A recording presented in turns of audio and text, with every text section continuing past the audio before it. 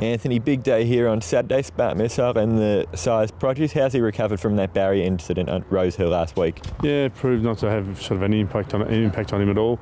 He had a gallop on Sunday morning, was fine. He had like an obligatory sort of jump out on the Monday morning and came through that without any issues, and he's had a pretty comfortable week. The conditions here on Tuesday weren't great for work, but he did what he had to do, and he's been fine since. How do you think he'll handle the step up to the 1400? I think it'll be no issue for him. I mean, there are just different aspects to his pedigree, and one of them says that he might not be able to run it, frankly, but the way he's built and the way he works and goes in his races, I'd be surprised if he couldn't handle a 14. What do you make of the quality of the field in that race?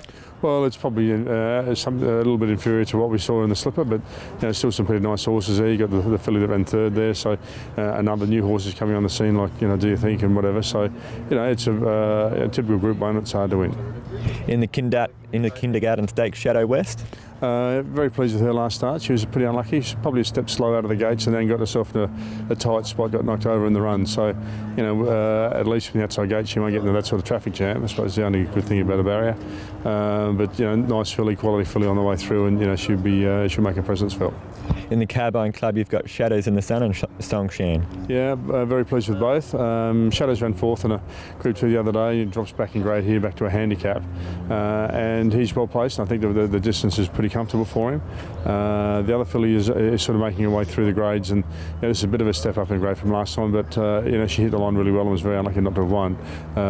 Once again, she'll make her presence felt here. Miss Darcy in the Chairman's Handicap?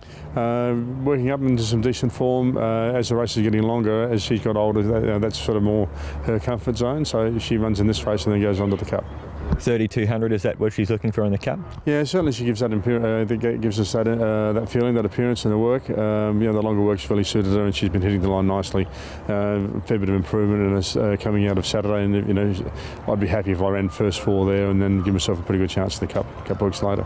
In the Sapphire Stakes, you've got Turnstiles. Yep.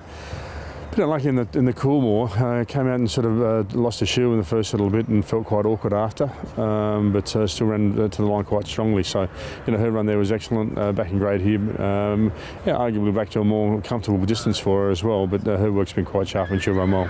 Bride Salama in the Knox, is she headed for the Oaks? She is. Hit the line really good in the Keith Mackay. That was sort of changed this year to 1800, and it really did suit her. Work since has been excellent, and she'll run very well. Best from your team this weekend, Anthony? Smart Missile.